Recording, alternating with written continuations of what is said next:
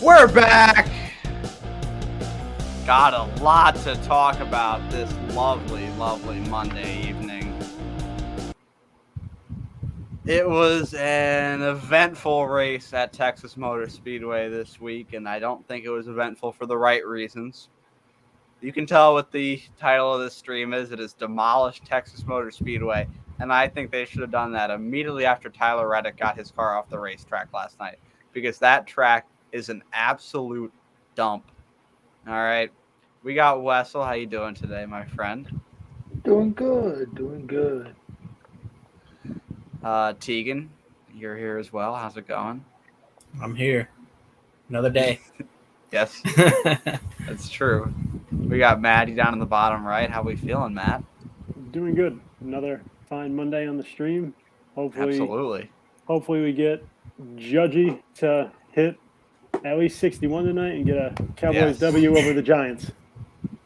Now, we're not rooting for that, but Judgy hitting 61 would be pretty awesome. I'm here for that one. All right, so we're going to go around the room here, and we're going to give our race ratings out of 10. All right.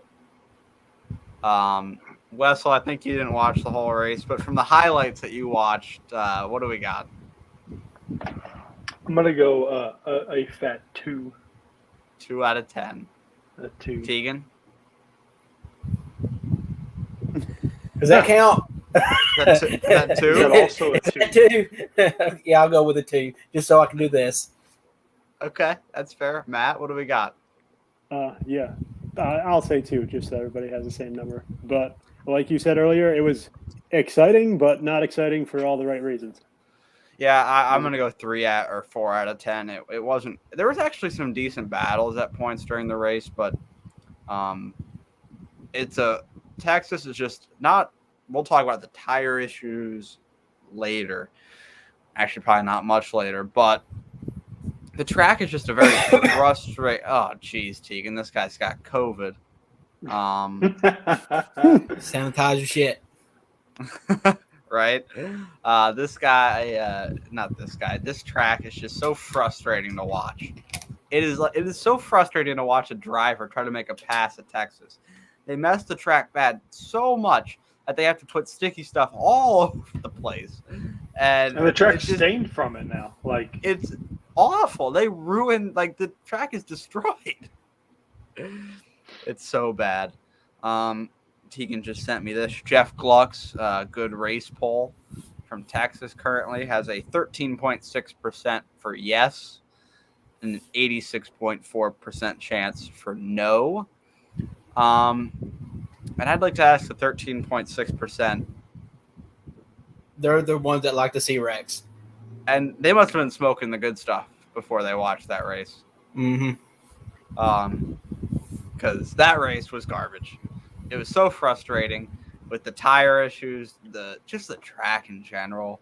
It was not a good viewing experience. So the first thing we're going to talk about is where do we go next for Texas Motor Speedway. Personally, I think you have to just destroy the track and start from scratch. That's just my opinion, though. What do you guys think? Where does this track go? Because it can't continue like this. I do think that it should be destroyed. If NASCAR's concern is that they think it could get worse, I would argue with NASCAR and say there's no way that your track can get worse if you think that it's going to put out a worse product than what it did on Sunday, because that was absolutely terrible. Like, the tire issues have already been bad enough for almost every other racetrack to where you don't even get your tire to wear. It just goes kapoof, and then if you just you just play a strategy game of trying to stay out and everything like that. But yeah, you weren't even able to get like 40 to 50 laps without someone's tire just exploding. So if NASCAR's reasoning for keeping it there is they think it might make a worse product, I would say that you can't get a worse product than what you saw on Sunday from a mile-and-a-half racetrack. Well, I don't even think NASCAR has to say it's not their track. So if I'm a Smith right now and I saw the attendance, because I gotta say that's probably the worst attendance we've seen all year, and it's justifiable now after watching that shit show. That or even Atlanta, the second Atlanta race was not attended well.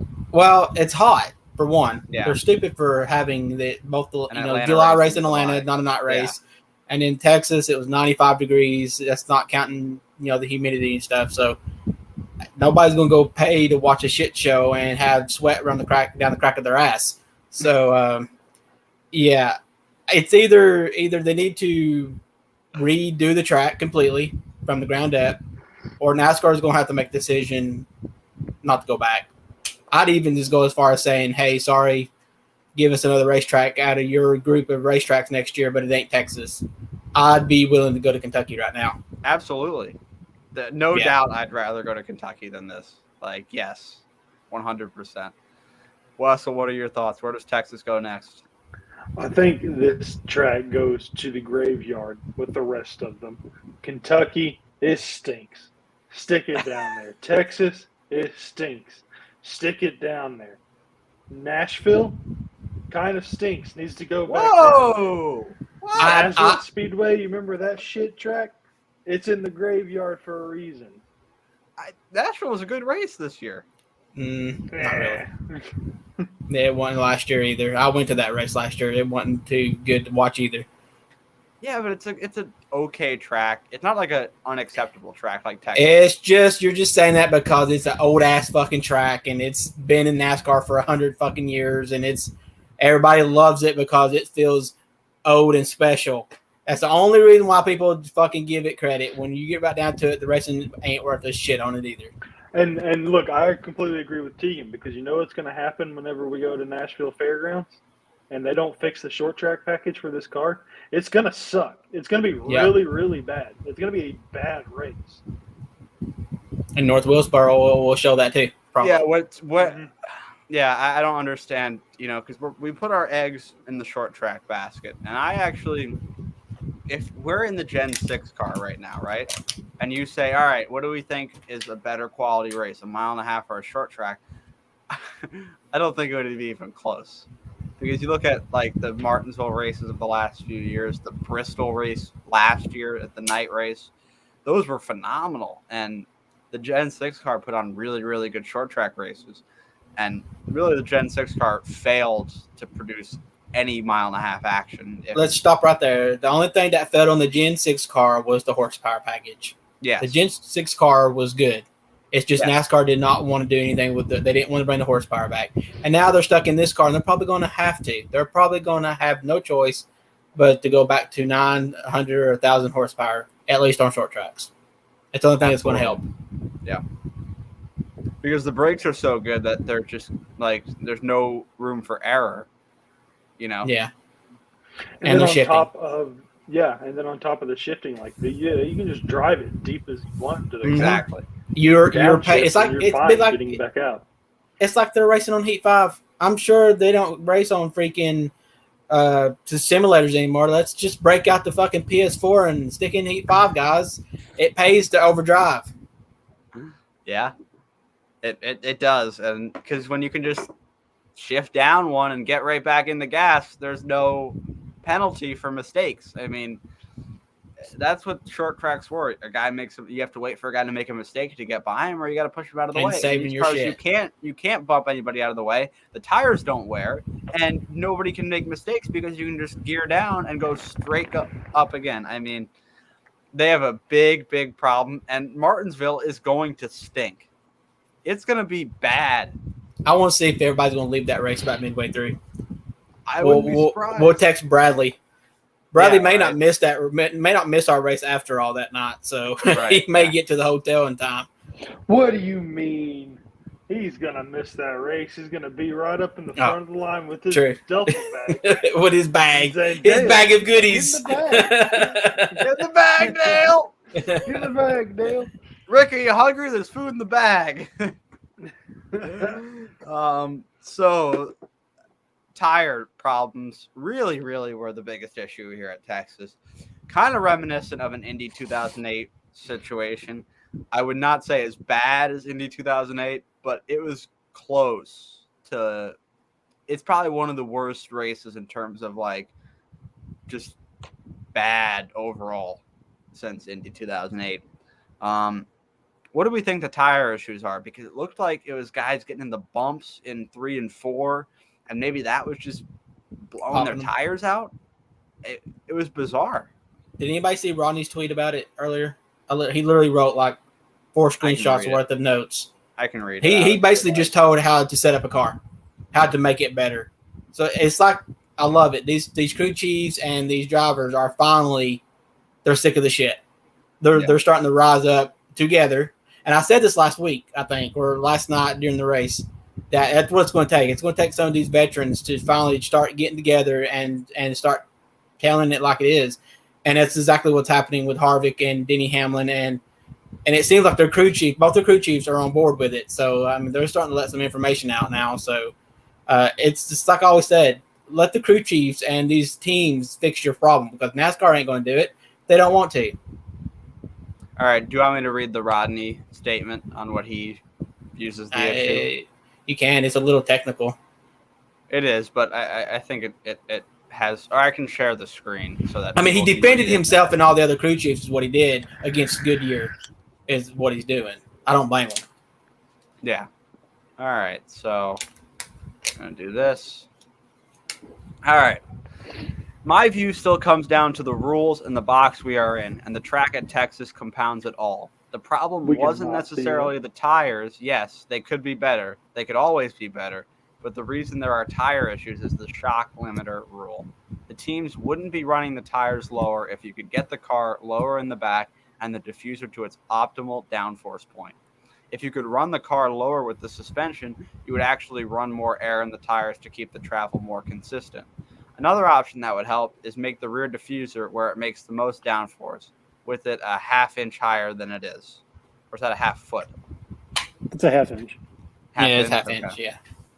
Right now, you can't really get the diffuser down to the optimal spot for maximum downforce because you are locked by the limiters. Your only way to get it lower and go faster is to let air out of the tires. If you get the diffuser 1/100th of an inch lower by swishing the tires more, it's free speed, like you added more spoiler to your car. On top of that, the Texas track configuration makes it worse. Less speed, less banking, less load on one end of the track compared to the other. So to keep the car low enough and be fast in 1 and 2 where you can pass, you have to be bumping limiters some in 3 and 4. Hitting solid rods put all the load through the tires. So to conclude, make the back of the car where it makes max downforce at a higher height. Get rid of the limiter rule. It has caused nothing but issues the entire year. Make every team want to run more air in the tires, and some of the reason the racing isn't as good at some tracks. Drivers aren't going to race door to door when they are scared to death through 3 and 4. Make the tires more durable. It can't be like a knife edge. So that's what Rodney Childers thinks. And I find it really interesting that there is crew chiefs that want to fix this, and they are not. Like, the crew chiefs know how to fix these cars, and they have absolutely no say in how to. I am going to say definitively now NASCAR made a mistake by, well, I wouldn't say a total mistake. I would just say that there could have been some parts that were single source vendors, but I really don't think all of them should have been, or to the degree that they are. What do we think? I think that's correct. I think it's all just a huge money thing. They just want money to be involved in 1 or 2 spots instead of having. Well, they said this was going to save money, but now it's cost. Teams are spending more money this year than they ever have. So, what are we really doing here?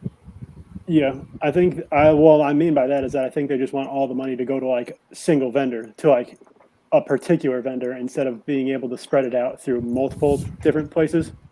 That's my belief right now, is because it's been like this, like you said, and like Rodney just said, the whole entire year. Like, it's not just a last week or 2 thing, and NASCAR just hasn't fixed it, so they're not going to fix it before the end of the season. So I think more crew chiefs like Rodney doing that, and then I think if you get drivers like who are already really established, like Logano. You get like Hamlin, Busch, and Harvick, and then like you even get the younger dudes who are really good right now, like a Chase, Larson. If you get like Byron, if you get Blaney, and you get those younger guys as well who are good right now to speak up and say how shitty it is. That's going to be the only way that NASCAR is going to end I up. think Blaney has changing a actually little bit. stepped up this week. He actually gave Blaney somebody did, interviewed yeah. him. He gave Atlanta and Texas down the road for the redesign and stuff like that. So these drivers are starting to. I guess Harvick and Denny Hamlin kind of opened the door, and everybody else is kind of saying, "Oh, well, they're getting away with it. There's nothing going on to them. They're not getting fined, so let's all do it." And I'm here for it. Even Chase actually spoke out about 40 minutes ago. So Justin Marks said something like, "Where this car is a radical change, and it's going to be a process, and we can't assume perfection right out of the gate." That's what he said. And then Chase replied to that with the experience and knowledge gained since 1948 and the technology we have in 2022. We should never take steps backwards in any area with a new design. And I think that's absolutely fair. Like. That's big words from Mr. Quiet Pants here. I think Chase was sitting on that one for a while. Yeah. Because he was one of the guys early in the season that was against the next-gen car. Like, you remember him saying, like, well, we're going to be at a point where we're not going to be able to pass with these things because everybody's going to be the same. So I think Chase has been, like, low-key speaking out against it. But the guys who have been very, very vocal in the last 24 hours are Kevin Harvick and Denny Hamlin. And I am absolutely here for it. They have been awesome on Twitter. I mean, they're even tag teaming. They are. They're working together. Like they're quoting each other's tweets here. So yeah. So yeah, I mean, a lot happened. Let's talk about maybe something we're just gonna get through this. Tyler Reddick wins his third race of the year at Texas. What do we think, Tyler? I mean, impressive performance from him. But that's not really the story. But what do we think about Tyler Reddick winning? Well, let's be honest. It was just a racer. Whoever got in the lead and didn't blow a fucking tire. True. That's what it came down to. Because how many leaders wrecked as the leader? It was like 5 or 6. You had Chase, Harvick, Truex. Didn't Stenhouse blow one while leading? Stenhouse did. Reddick, Buscher did. You had Christopher Bell as well when he was out in front. Yeah, that's 6 or 7 drivers. Yeah, so. You had 6 or 7. I think Reddick's like the only driver who was out in front that didn't blow a tire. Right. The whole entire race, to be honest. And that's what's so weird is like you saw it last week as well. Like your tires were an issue. Obviously, they were more of an issue this week, but you saw it last week where Keselowski was able to stay out for all of stage 1, and he didn't pit for tires, and he won stage 1, and then Reddick was able to go longer than mostly everybody this week. So it's kind of weird how like the tires can destroy. And then can get destroyed on some cars. Keselowski ended up having a tire go down last week. Right. And then they were kind of new. So it just depends on how hard you run them. Yeah. And you heard Truex say in his interview, like, there was one pit stop where James Small went to him and said, the tire is destroyed. And I had no idea, like, it was totally random. We've been running the same thing all race. So, like, what is going on with Goodyear? I mean, they're not making tires that fall off. Tegan's saying they're smoking the ganja, but they might need it or something because they need to fix it because they're making tires with no fall off that blow randomly. But I don't totally blame Goodyear because I think they were put in an awkward box with this car. They were forced to do the new low profile, wider tires. This car carries a lot of corner speed, more than ever. So I don't totally I think Goodyear could do a way better job, but I don't blame them 100%. I think NASCAR's gonna have to do it first. Exactly, because I don't think Goodyear made the decision to change the tire. I think NASCAR said we're gonna do this. What are our thoughts on the tire situation? We'll go Wessel, Tegan, then Matt.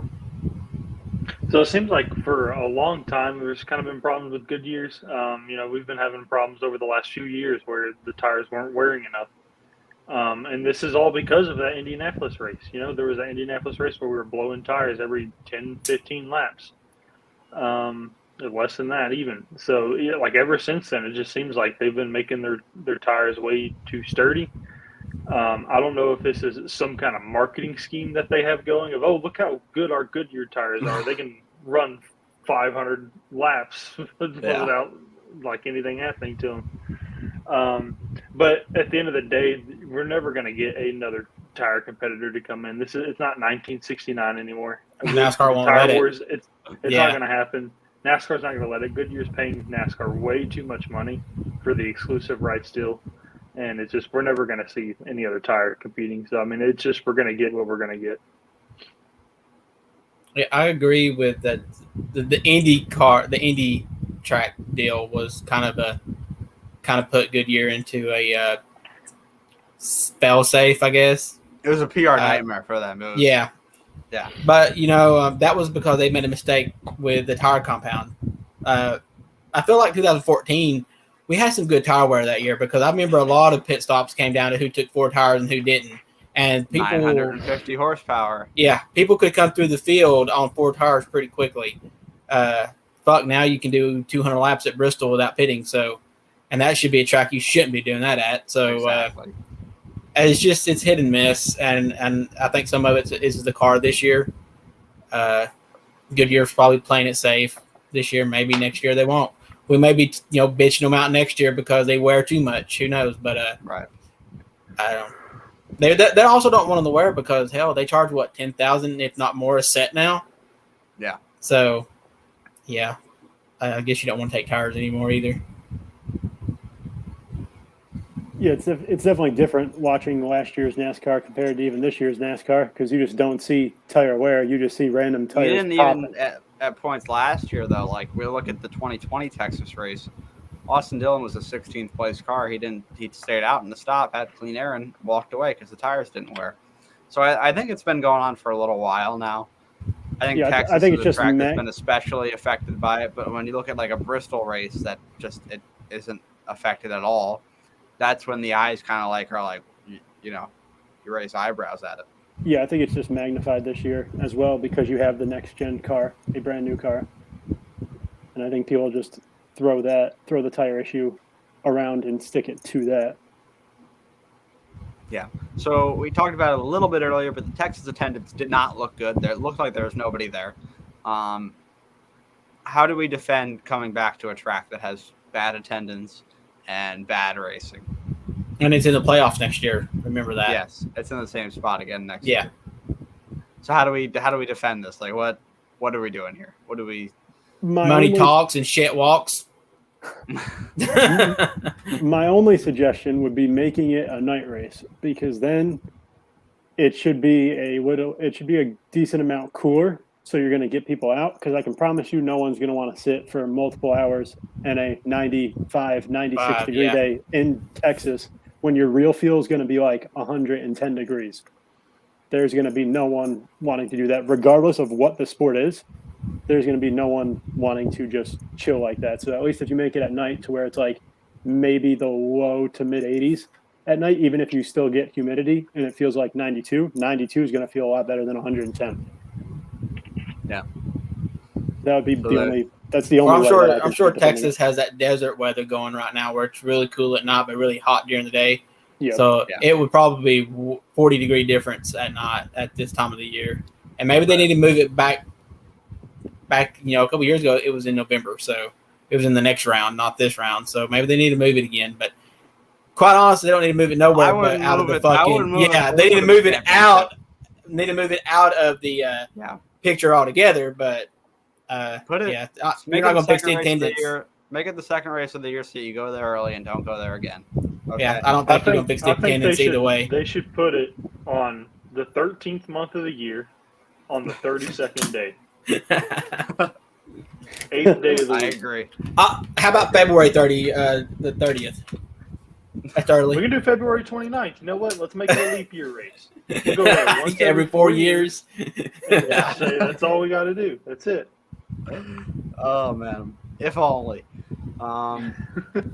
We've talked about this many times. Hard hits again for Bowman, Truex, and Cody Ware. Cody Ware was taken out on a stretcher after his accident. does somebody have to die before they actually do something? Because this is getting really, really. It's already been concerning. But Now, fair warning. Those Rick Ware cars don't go fast enough to kill anybody.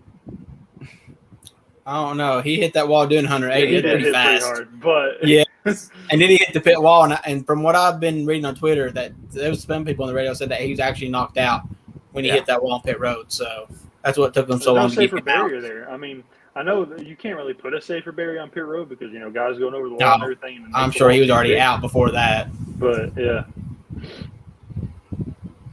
it's really concerning though. And does NASCAR have the ability to make the safety changes they need during the off season? Off season, maybe. It's if they're willing. I don't think it's going to happen this year. They're just hoping and crossing their fingers, their toes, their eyes, everything. Really that something doesn't happen this year is what they're really hoping for. Yeah. I mean, it already has a former champion. I mean, you look at Harvick's hit. They showed the in car. It didn't look that bad. He took a harder hit when he bounced it back off the wall after he backed it in. But he's doing therapy sessions today because he is so sore. Yeah, he's doing red light therapy because he has an extremely sore back and neck. And Truex said that was the hardest hit he ever took, backing it into the wall, and it didn't damage his car. So yeah, something's not right in the geometry of these cars, and it seems to be in the back end. Well, I mean, when Ryan Newman said he was concerned the car wasn't safe, and he's got an engineering degree, that should have told people a lot. Mm-hmm. I'm glad he got out when he did, because he didn't have no good luck. No, he was going to be the one. He would have been. He'd have been Kurt Busch this year. Exactly. First. Yeah. Because he always seemed like he ended up with somebody on top of him at one of the super speedways. Mm-hmm. I mean, or him on top of them. Exactly. Guy was maybe the unluckiest person with accidents ever. Kevin Harvick also talked about this on Twitter. There's no reason for this Texas race to be 500 miles, especially when it starts at almost 4 Eastern. Like, it drags on so long, and it's like, all right, let's just do it at like 1 o'clock and get it over with, or do it at the night before if you're worried about the heat.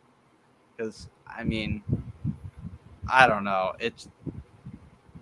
First of all, I think the latest a race should start is 2:30 Eastern. I think that's a reasonable time. You finish maybe 6 o'clock, and then you have a nice evening. You can go eat dinner, whatnot. But this race started at fucking 3:40, and it probably wouldn't have gotten done until about 7:30, even if it went straight up. So, without the rain. Yeah, that's what I'm. So I don't really get it. I don't understand why we're still doing 500 miles because what happens is people don't have as long of attention spans as they did before. No, that's what I've always said. That's the social media internet age. Like, exactly. Nobody has that attention span anymore. Formula One races are 2 hours max. Like they have a time limit, and most of the time they fall under that. They're usually like an hour and a half, and it's a nice, quick viewing experience. I don't think NASCAR should go that short, but here's what Fred said, and I actually agree with him. I think that Texas needs to be a night race and a 350 miles or blown up. Yes, absolutely. This is one of the things that I really love about the Xfinity series. Not only is the racing better, the car's better, the races are shorter, and it's much more competitive. Like, I mean, the one thing I don't like about the Xfinity series, though, is I feel like the stages make it too one stop, one stage. I think do halftime. Do a halftime in the Xfinity races. Exactly. That's all you need. You don't need 2 stages. For real. Yeah. Definitely in the trucks, though. The trucks do not need 2 Trucks stages. don't need to stop at all. Go all the way. Those races are already too short. You're doing a whole fuel run. There's no strategy in the truck series. Yeah. Because you're basically just running to the end of the stages. It's track position. And that's what Cup's becoming. It makes no sense for Texas to be that long, especially the time of the year when it's normally ran, when you're competing against the NFL for viewership, and no one's going to want to do that. And then to make it worse, you literally start the race on Texas time in the Central when it's literally the hottest point it's going to be during the day. Like, that makes zero sense at all. So, but apparently the people in that makes sense. Yeah, apparently the people in NASCAR skipped science class. Now, Well, in they all seem to like fairness, classes. in all fairness of the day races, that night, if that race had been fully at night, it would have been so Would've much been- worse. Yes, because Because the tires think would of wear the track more. temps being colder, the tires Faster. being colder. They're going to be faster, and there's going to be a lot less passing. There's going to be much more grip in the turns. Well, I mean, Yeah, so I guess your biggest thing then is just. I mean, making to the be race- fair, I mean, I just don't know how making the much race worse shorter. Texas can get. exactly. That's what I'm that's saying. It's kind of at its bottom. Yeah, That's what I said earlier. about as Yeah, bad you as it can can't- be. Yeah, you can't make the race any worse than what. Like I said, if NASCAR is afraid that the race is going to be worse than what it was, I'd challenge NASCAR and say, I don't think it can be much worse. Yeah. Let's talk about William Byron versus Denny Hamlin a little bit. Denny Hamlin pushes William Byron up the track during right before the caution happens. It seemed like Denny did not mean to do it. He was out of the gas and was trying. And William hit the wall, not very hard at all. And then under caution, William Byron slams him in the back and sends him through the grass. Now, I don't even think that's the biggest story about this whole thing. Right. Scott Miller, director. What is he? Director of vice president of competition. What is his title? You know, Tegan. Director of having his foot up his own ass. Director of That's what competition, that if guy I'm is. not mistaken. I think Okay. his comes title out- is yeah. He comes out and says NASCAR didn't see it. Well, people at Texas, it was on the Jumbotron about 5 times. And I'm pretty Big sure Hoss- NBC saw it. Big Hoss is a NBC pretty doesn't big catch boy. anything either. NBC showed it on replays. Yeah, So- how you don't see one random car just Hey, going well- through the grass as if it's a lawnmower. They I were don't paying know. attention to Truex. He had hit the wall, done spun out, done got the pit road, but apparently they were still watching his car. Maybe Steve Miller's up there timing the fucking DVP himself. Steve Miller. Who the that's fuck guy- knows? That's the guy with the band. But What'd I say? don't disrespect Steve Miller like that again. Oh. Whatever his damn Uh, name is. Scott. Steve Miller would have done a better job. For them to say they didn't see it? What? Well, so the Like, even what- more confusing thing is that he said he saw the 11 going through the grass, and was You just think like, we would try to oh, investigate what the hell oh, happened? and then Right. he said, "Oh, well, the race was already green before we could do anything about it. So, oh well." Like, what do you mean? Yeah. Like you can literally control when the race goes green if you Exactly. think if you think Well, he there's- was up there trying to get his spot back. What are we doing? Like, right. what? Like if you think there's an incident, make the caution car stay out there while you investigate it for like an extra 2 or 3 laps, and then Well, the thing is, they had the laps. It literally happened right after the caution come out. It ain't Right. like they went green the next fucking lap. They were probably under Yeah. caution for 10 laps. We know and NASCAR. They Denny like- and his take their father sweet was time. screaming to NASCAR. Like, he went hey, up there to get it back, and NASCAR sent him through the back. Yes. So, like, They what? knew something was up.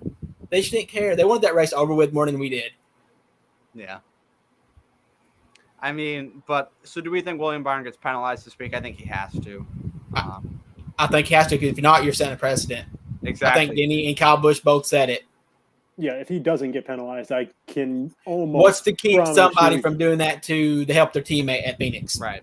Saying, Right. oops, I blinked. Oops, I Yep. sneezed. Oops, I shit. I mean, come on. It sets a precedent. So, yeah, NASCAR's going to probably. I think. I don't know. I guess the race is official. I would have dropped him to the tail end of the lead lap. Is what I I would would have done done. what they do when they DQ somebody. Just wipe their stage points, wipe their race points. Well, see, now I won't go that far because it's NASCAR's fault for not catching it in the first place. That's a good point. So yeah. they should just put him on the tail end of the lead lap. And Okay. But That's Denny fair. Hamlin's the one that got screwed. Yeah. He had to come back from 25th to go and finish 10th. He probably would have had And a shot if to he- win. And if he misses the next round because of this, which I think there's a fair possibility because you look at Talladega next week, Mm-hmm. wild card, and then you look at how Denny Hamlin. And I'm telling you, if Hamlin doesn't make this next round and that 24 car does, oh boy, that 24 car ain't going to be at Phoenix. Not Neither going for is a the- championship. If the 24 and the 1 are in the next round and Denny Hamlin isn't, oh boy. It's time right. to get the list out. He's going to have it fucking taped to his fucking dash. Is Yeah. what he's going to have. So what do we think the penalty for Byron is? I'd say maybe like 15, like 20. What was Noah's penalty earlier this year for what he did to Sage Karam? in the Road Oh, America there's a race. Road America. Yeah. It was a point penalty on that one, wasn't it? And a fine. Yeah. It was 50 Yeah. points, I think, right? Yeah, I think they just need to put him on the tail end. 30 points and a $35,000 fine. I think that's fair. Like, I don't know about the fine because I don't think it would have happened if they had done something during the race. That's what they got to fix. They need to put them at the tail end of the lead lap. You can't fine them money because you wouldn't have done that during the race. You would have just you would have put him in the back. In a good, what would make sense is you'd have put him in the back for not checking up because the camera showed him getting back in the gas, and you'd have gave Hamlin his spot back. Quinn Houff did that last year, and they parked him 5 laps. Well, that's because Quinn Houff was a borderline moron. Okay. I don't know if there's much of a border there. I was being nice, but whatever. Hey, Quinn Houff is getting better, though. Quinn Houff is getting better. He was starting to not be as bad. Like, but if that's the precedent they set, like Kyle Busch gets suspended from his series for two races for doing that 11 years ago. Quinn Houff gets parked for 5 laps, and William Byron has nothing done. So, that set a precedent with this. Because NASCAR doesn't do that because they make a lot of judgment calls. Yeah. So. Yeah, I would say NASCAR better make. I like this comment from Pred right here. Not on my screen. That's Net code. Net code, right? Yeah. Yeah, I will say that NASCAR better make a decision before Sunday, by Sunday at least. I say it comes tomorrow. Because if you don't make a decision, Hamlin is making sure the 24 does not get any stage points. I mean, if all they do is put him on probation till the end of the year, if I'm Denny Hamlin, I'm wrecking his ass somewhere. Yeah. Hell, I'd make sure I do it. I'd do it next week, or you would at least do it at the Roval. So that's one more. That's one less competitor you got to worry about passing you on the points. So, I actually enjoy. I think this playoff format has been good, not great. It's been fine. I'm not against it. I'm not totally for it either, but I think it's done a good job up until now. In most years, producing the final 4 guys that are the 4 best drivers of the season. This year, I have a problem with it because it seems like it's just Russian roulette at this point. It's like, but you can't change the no, system you can't. because of that. I'm not saying you can't. I'm sure you were fine with it in 2020, wasn't you?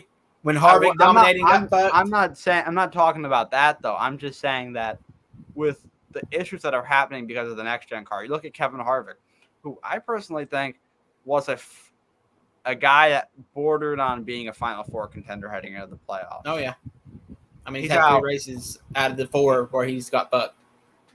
He's out because of a NASCAR problem. You have Chase Elliott, who is the regular season champion, out because of a NASCAR Goodyear issue. You have Alex Bowman and Christopher Bell now in a points hole because of NASCAR issues. So I'm having trouble. And then we got Kyle Busch, who was in a decent point situation and blew 2 engines in 3 races. Now that's definitely Joe Gibbs. That wasn't NASCAR. That was Joe Gibbs. Yeah. But how is this playoff format going to be fair when there's just random problems that have nothing to do with the team's ability to make the parts or the driver's ability? It's not, but what can you do? You can't ask NASCAR to let's start over. No, you got a point. You just can't do it. 3 or 4 races already been ran. Winners, trophies done went out. But this year could very, very severely delegitimize the NASCAR championship. I think more than it's already been. How many more non-playoff winners do you think we get? Because we're 4 in a row right now. Yeah, I think we get another one in Talladega. I do too. I think it's going to be a shit show. At this point. I think it's going to be more about seeing if anybody gets hurt is what this weekend's going to be. That's unfortunate, but I agree. That's where we're at right now with this car. I think you're going to see a lot of veterans riding in the back on this one too. Yeah. They're going to it may end up being a shitty race because I think it's going to be just a line. You're going to have some in the front and you're going to have some in the back, just waiting for it to happen. Yeah, absolutely. How about we talk a little bit about Noah Gragson? He's won 4 in a row down in the Xfinity Series. He's on an absolute heater right now. What do we make about Noah Gragson and his win streak here in the Xfinity Series? Seems like that Cup announcement done him some good. Yeah, right. It gave him some momentum and some confidence. Maybe Somebody he called needs to it keep Mickey puking on Mouse. himself. Did he puke this weekend? Probably. Maybe he got it off the suit and done it in the floorboard. I'd hate to see that some bitch coming in dripping. You ain't even got to get in the car to go to Texas Motor Speedway and want to fucking puke. Yeah, somebody on Twitter called it Mickey Mouse wins, but I don't see how. Because he's went out there and okay, so it started off. The first one started off as a Mickey Mouse one because what started this was the Sheldon Creed, Kyle Larson stuff at Darlington. True. And that's what. But he was there. Win streak. But he was there fighting for the lead before they'd done their shit. So, I mean, they took the lead from him, did they not? Before they wrecked each other, and he took it back. They did. Yeah. So, I mean, they I don't really call that Mickey Mouse. You got to be there to win it. Yeah, and then I don't know different than Harvick and Denny and Truex and Elliott at Darlington last year, or year before last. So, yeah, it's no different. You have to be there. Yeah, and then to be fair, the Bristol one too. Also, like, they couldn't really pass. Like, he was out there in 90 laps. Oh yeah, I remember that was a shit race. Freshies behind him, and nobody could pass him. Yeah. Yeah. So I got a hot. You go ahead, Matt. I was going to say I'm big on the momentum thing. You want to hit the playoffs on the right foot, and there's nothing better than winning 4 races in a row. So that man's got all the momentum in the world here. He does. I got a hot take. So this is assuming that Ty Gibbs is competing for the Rookie of the Year next year. Noah Gragson beats Ty Gibbs for the Rookie of the Year next year. No, I don't think so. No. Because, hold on, I think Ty Gibbs does not win a race and misses the playoffs next year. No. I think Noah Gragson wins a race and makes the playoffs in 2023. Over Ty Gibbs, not? The worst take I have ever heard you say. No. Yes, no, watch it happening. Watch. Ty Gibbs, I think Ty Gibbs 100% makes the playoffs next year, win or not, because I don't think we're going to have 16 winners again. Nope. I think, how can we tell? I honestly, so from as the my season's perspective, gone on, it's gotten more crazy. Right. So from my perspective, Bubba Wallace and there's going to be some changes to this car. That's what's going to be the reason. I think you're going to see changes to the cars, but I could very well see 16 winners next year because you'll have Ty Gibbs and what was Patrick on the mic? What was that? Whoa, me? Yeah. You'll have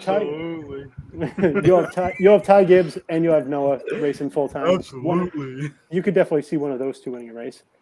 You had Blaney and Truex not win a race this year.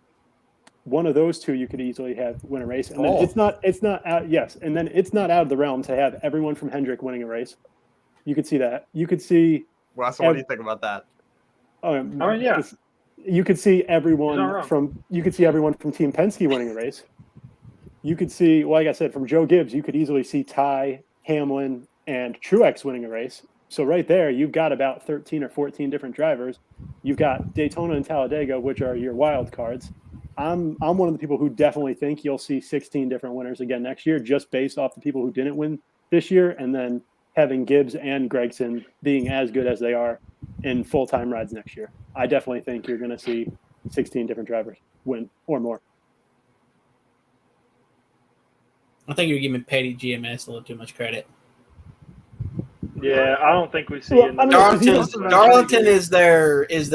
I'll give that. That ain't to them. That is Jones. That's not nothing to do with Petty. That is Jones. You look at Eric Jones at Michigan and Auto Club. He was pretty good. You look at how good Noah Gragson is at Michigan himself. That's where I circle Noah Gragson to win in 2023. I say Noah wins Michigan next year. Because if we just break it down by race car, then you've got Logano, you've got Blaney, you've got Cindric, and Cindric could be a question mark. So then you've got Hamlin, Truex, and Gibbs. That's 6. And then you've got Elliott, Larson, Byron, Bowman. That's 10 right there. Think about RCR. Yeah. With Kyle. And you think, and I'm But not it's sure what not Brian Reddick's going to do. or Reddick. If Reddick stays at RCR, he will not win. He's fucked. That's fair. He's just in there rotting around collecting a paycheck next year. So Yeah, his best bet would be to hurry get the fuck out of there. I'll If give the him rumors one. are I think Reddick could still. That's what I agree. He's a I talented do. enough driver, and Yeah. they are showing enough speed that I think he could still, even with some a little self-sabotaging, I still think he could pull off like one win next year. And I think that if the rumor about who's going to drive the 16 full-time next year is true, then I think AJ Allmendinger, who I think will be in the 16 full-time next year for Kaulig, I think that he makes the playoffs with a win. He could pull off a road course. Like, Absolutely. Easily, I think. Yeah, I definitely think you'll see 16. And you got Bubba Wallace. You got Yeah, so now, just Bubba Wallace, the thing with Bubba Wallace is that he's going to have to start pulling his shit together earlier in the season. Because the last, about 2-3 years, he gets really strong at the end of the year, but he's not really showing that speed earlier on, and that's where he needs to show it. He's in his own head. He's too busy tearing it up and crying. So, come on, man. He just shows. I mean, I like Bubba, but after Michigan, he was crying over a second place. So, I mean, let's get real. I don't want to see that shit. I'm fine with you crying over it because it's a good finish, whatever. But he was crying because he didn't think he did a good enough job. Fucking learn from it. Go on. Well, he didn't win, but there ain't no reason to cry over it. Go on. So with the tire issues at Texas, Bell, Bowman, and Elliott all really affected by it. Which out of those three do we think miss the next round and which make it? I say Elliott makes it, and at this point, I don't know. I think Bell will sneak in, but I think Bowman's done. Yeah, I think obviously the best shot for Elliott's going to be the Roval, and the way he's still in right now, by the way, by 4 points. Four. But the way Talladega is going to be most likely a shit show, he might be in a win now mode when it comes to the Roval, which could suit him well. The pressure falls on him. The pressure falls on him. It's gonna push him to try to get the pole on qualifying, and then you've seen him in road courses when he's out in front. He's out in front for almost the whole entire thing, as long as he doesn't have any issues on pit road. So that'll definitely be his calling card, because we're all thinking that Talladega is probably going to be a crash fest. Everybody's in it. Yeah, there's going to be it's all going to come down to that final race, which if I had to put money on anybody to win at a road course, you're going to want to put Elliott right there towards the front. So that's a fair. That's a pretty fair. I think he's going to have to go through Reddick at that road course. Yeah, Reddick's good too. And with Reddick nothing to lose now. Yeah, he's not going to feel bad about moving somebody out of the way for it. So. But I think this is Elliott's best road course, so. I don't know. I still think Watkins Glen definitely is best. Yeah, I think winning is his best. If you look at what he did at Roval in 2019, I would argue Sonoma's probably his worst, honestly. Which still isn't bad because he's still a top 5 driver. He's still finished, every year, which is kind of crazy. But yeah. Yeah. So it's the only one he hasn't won, right? He hasn't won Sonoma, I don't think. Yes. He hasn't won Sonoma. He hasn't won the Indy Road Course yet. I believe that's it for right now. Let's give our picks for Talladega. Give me Joey Hand. Joey Hand is not racing next week. Anybody got a dartboard? No, but might as well. We'll go Wessel, Teagan, Matt, then myself with our picks here. So this race is going to be a shit show. And it's honestly just throwing a dart at a board with blindfolds on. Give me Corey LaJoy, honestly. Whoa! That's not a bad one. I like it, though. I like it. Okay. I'll take the 38 car, Gillen. Todd Gillen, okay. Matt. Yep. I'm not too sure. Give me 1 second. I'm going to run a number generator on my computer, and we're going to generate this in whatever number we got. Generate. Let's see. He's going to get a number that's not even in the damn field. Right. Yeah, I got 55. Is 55 in the field? No. Nope. There's no 55. What about nope, there's no 74. This is really bad. 99. All right, Daniel Suarez is going to be the one who wins Suarez. it, and he's going to clinch his spot in the next round. All right, can we make predictions? Who's going to be in the wreck? Yes. Joey Logano. I think Elliott's in it. House. I think Elliott will be in it. Because I think Elliott's going to be up in the front trying to get those stage points. And he's going to be right in somebody else's mess. I could definitely see a handful of these guys who are at the bottom. Like I could see, like. From Mike. All right. I'm not saying he'll cause the wreck. I I'm just saying he'll be in it. I disagree. Okay. I don't agree with that statement. All right. Get out of here. All right, we're back. I had to just do that real quick. Got to use the disagreement screen. No, my real pick. I feel like Rosie there from the view. I'm gonna say Eric Jones for real though. That's my actual pick. Mine is between Bubba Wallace and Brad Keselowski. The RFK has been pretty good lately. Bubba Wallace has been good as the restrictor plate. So I got a coin right here. We'll go heads for Bubba, tails for Brad. Oops.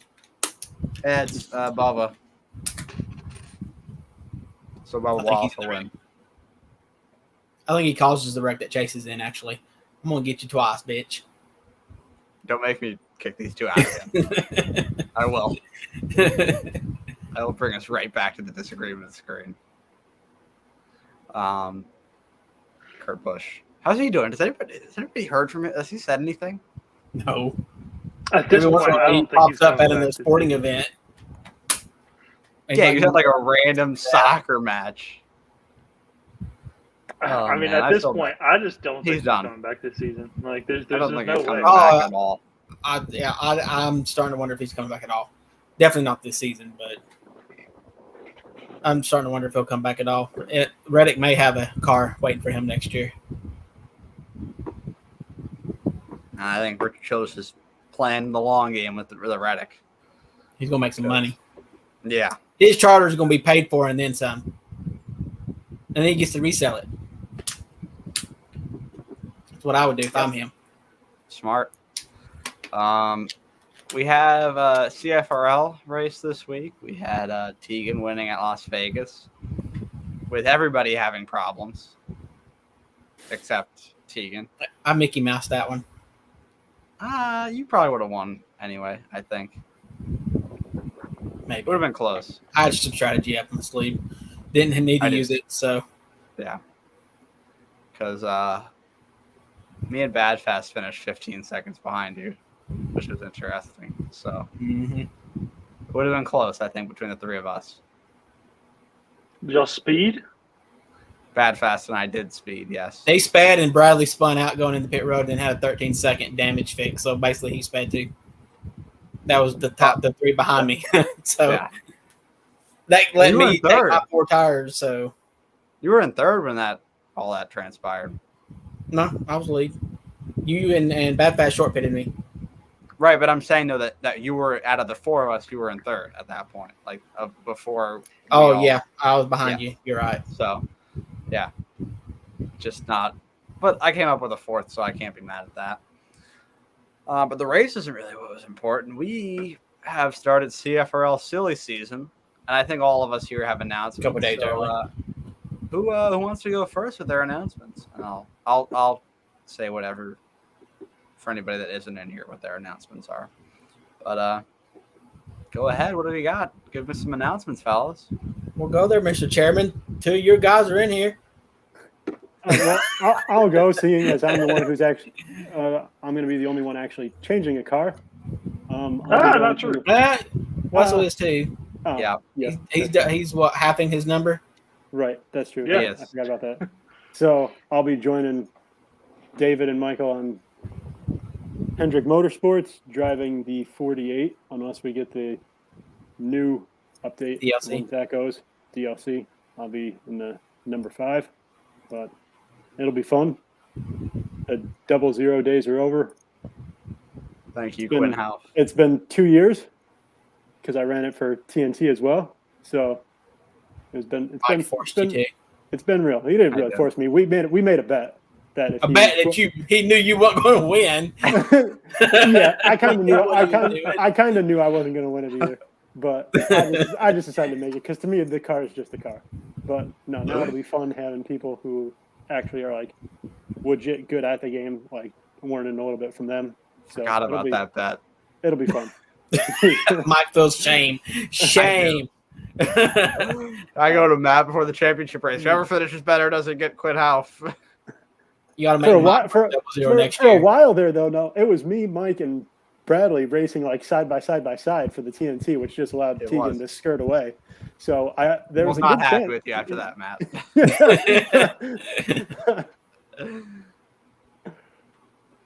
TNT legend Wessel. What's going on with you next year? Yeah, so I've kind of spoiled it already a couple weeks ago on here. Did? Yeah, I'm staying with Hendrick Motorsports, but I am jumping out of the 48, and I will be moving to the 24. Are you excited? You seem thrilled. Yeah. Is your schedule going to change between now and Daytona? Shouldn't. He's not sure. Did you say like I don't know. I don't know. It doesn't seem like I got control over it anymore. Is the old man taking his Sunday nights back? Is that what it is? Oh, I don't work with him anymore. Oh, yeah. That's the problem. You should have stayed with him. Exactly. And he did get his Sunday nights back. He did. That's right. Fucked up. Yeah. I'll go next. I've agreed to a multi-year deal with Hendrick Motorsports to remain in the number 9 and to also become the vice chairman of Hendrick Motorsports. You know, Bradley called me the Jeff Gordon of the team, so The vice fairman. the vice chairman. But he ain't very fair. I'm not fair, but I do have a chair. So yeah, vice chairman things, first ever in the league. Happy to be it. I'm excited for next year, and excited to finish out this year though first. And Tegan, you run a whole fucking team. So what do you got? I've got the same drivers except for one. So I re-signed JB and RP. I think y'all had plans on going after him until y'all didn't realize it wasn't going to happen. So Which one? you had plans on going after JB. Don't lie. You let that one loose in the chat one night, bitch. And then I've signed Kamal. Kamal was pretty excited to come over to Stuart Haas. So Come on.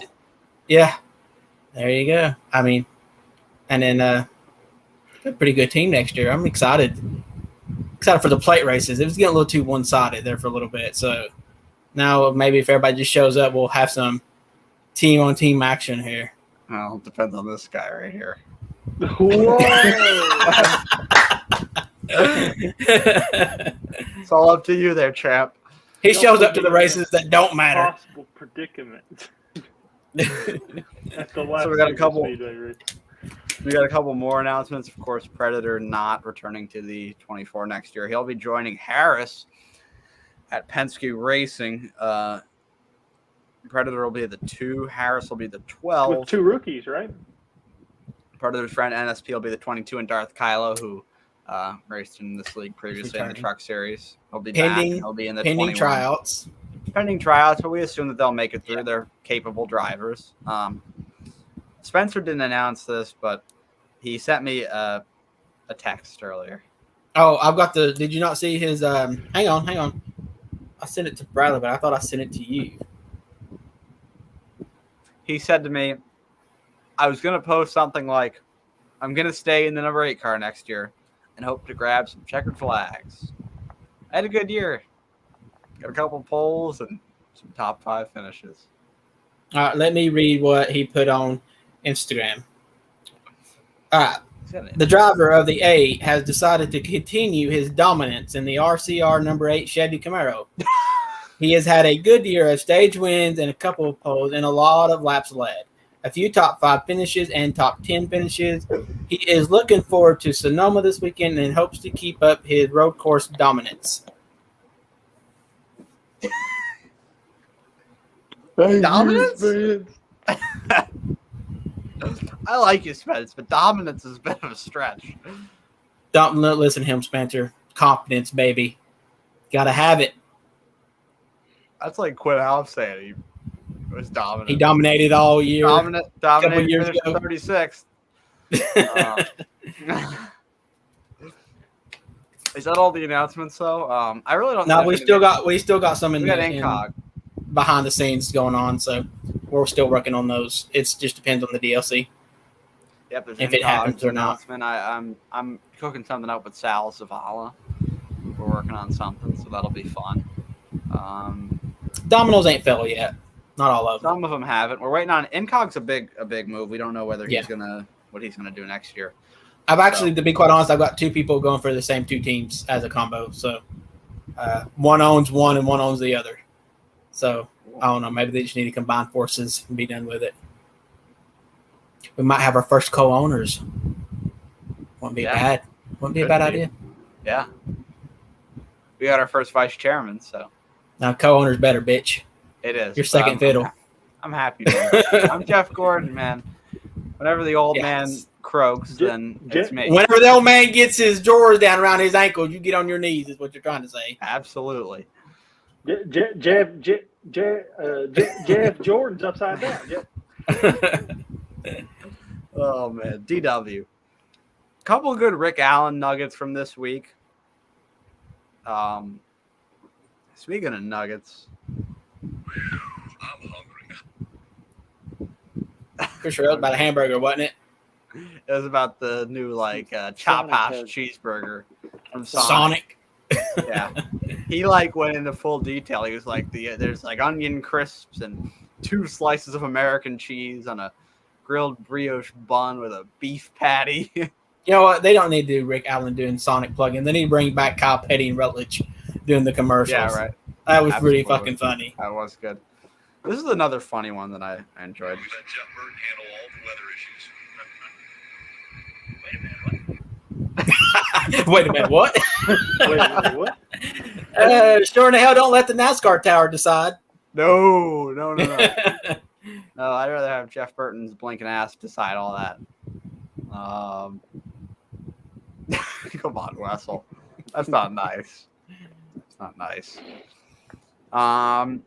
So what playoff drivers, this is going to be our last topic, what playoff drivers wreck next week? All of them? All of them. How many is there? 12? All but one. There'll be one lucky fucker get through this shit. I'll say 3 or 4 get through. Which ones And are we thinking? those 3 or 4 that get through will probably make it into the final 8. That's a good bet. I think Denny Hamlin misses it. I think Denny Hamlin's going to be one running in the back. I look for Denny to be in it. I think he's out. So I say missing the wreck. I say you're going to have Logano, Suarez, and Bell. okay. I think you gotta assume, Logano. what do you do if you're Bell and Bowman right now? Because you're in a points hole. Yes. So But you're not good in a place where if there were a lot of instances at Talladega, they could be back in it if they got decent points. right. But do they just sit in the back and try to just punt on stage points and go for race points? What do you do? And hope everybody wrecks? Exactly. What do you do if you're them? So I think you make the decision as the race goes. Yeah, that's what I was just going to say. I think you got to kind of you just ride around for most of it to at least give yourself a chance to win the race at the end. But if there's cautions towards the end of stages with let's say 20 something laps to go, or I would say 20 laps to go or fewer, I would seriously contemplate on staying out to try to get the stage points. But you definitely want to do whatever possible to make yourself give yourself a chance there at the end. But for the I'd have my mentality being just chill out in the back, because you definitely want a shot to win it just because you're so far back in points. But if the opportunity presents itself at the end of each stage, go for the stage points. That's fair. Anybody got I think any we all final know thoughts? what I think Bowman should be doing. What? Backing into one. It needs to be looking for a job.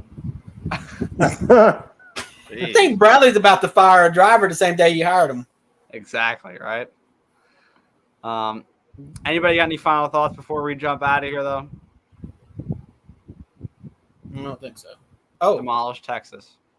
do you want to show the schedule again? Or is that confirmed what we're doing? No, let's Did give it y'all- another week. Let's give it another couple Y'all weeks. Revise it. Yes, we There did. are some revisions, yeah. Yeah, we'll I wait a think they're couple good. weeks. I don't think you've looked at it recently either, Mike. I can look at it right now. Yeah, Let's- we may wait a week or two to make sure that they're final. Make sure it's all good. Yeah. Let's see what we got here.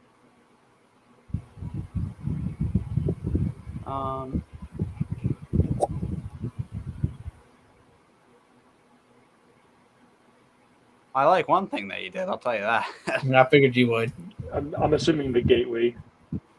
You can confirm that with this Well, revised that schedule, feels- Gateway is That not feels like where an it is. obvious. Yeah, I'm a fan. All right. I mean, we can show it, right? I mean, if we want to, we can go ahead and show it. I mean, if we'll change it, we'll just change it again. Fuck it. all This right. is a good way to get a good feel of it. So We'll see what people think. feel it. All right. Now, you might be wondering, what are these big yellow rectangles? Well, buddy, we're doing some double headers. Whoa, baby. So, All in the name of getting done earlier. Yeah. so we would start January 8th and we'd end in the beginning of October. So football season starting, you can watch the end of the NASCAR season. I love ending earlier for a multitude of reasons. And I think October 1st was a great end time for the season. Off weekends remain the same, I believe. Yes. And Holidays with, we got with this how year. the off weekend is in the playoffs, you basically split it in half. You have the first, not numerically, but you have the first two rounds and then the second two rounds. So I like that for that reason, instead of just having like the off week after the first race of the playoffs, I believe it would have been. That's what it was. Yeah, this year. Yeah. So it splits it up. You do the first two rounds, and you have an off week, and then you go straight into the final four races of the season, which I am a fan of. Darlington as the cutoff race is fun. Yeah, and the double headers would be Indy and the Indy doubleheader, and then you'd have a Sonoma Auto Club doubleheader. Can you scroll The down? Cali doubleheader. Yeah. Can you scroll down on the playoffs real quick? Oh, okay. Yeah. So, okay. All right. Yeah. that makes I'm sense. down for these fucking double headers. Let's go. So is your first Right. race? Is the first race of the doubleheader not going to be 50%? It's going to be I think we are going to Where keep it are these doubleheader 50%. tracks? the ones So highlighted. it'd be Indy Roval, Indianapolis, and then Sonoma Auto Club are doubleheaders. So are we going to Okay. start them earlier then on that Sunday? We'll decide, but That's not. Yeah, we that's not kind of done the math on it Mhm. on based off of this year's races on the time wise. We think we can still get them done, and it's going to be less than a Coke 600. So And I definitely, if you can see my mouse here, I definitely think this one will be a little bit earlier with where it is in the calendar year. This Yeah. one, not sure about, but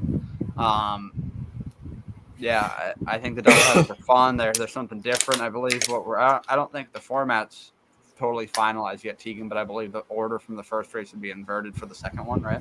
yes, so that means you better. There will be no missing the road course if you want a good starting spot for the next race. So if you don't make the road course, you're still starting dead last. Kind of TNT style, right? Yep. Little Thank you, TNT. TNT. Rest in peace.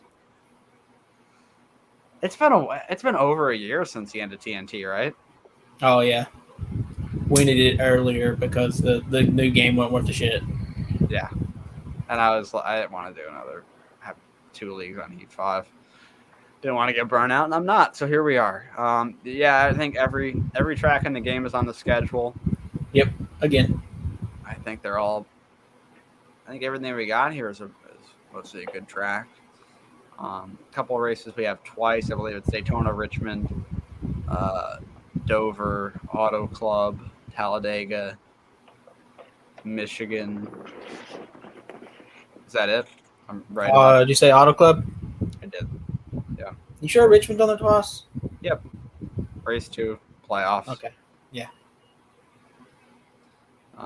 Yeah, it'll be a fun season though for sure. So yeah, it's been real, ladies and gentlemen.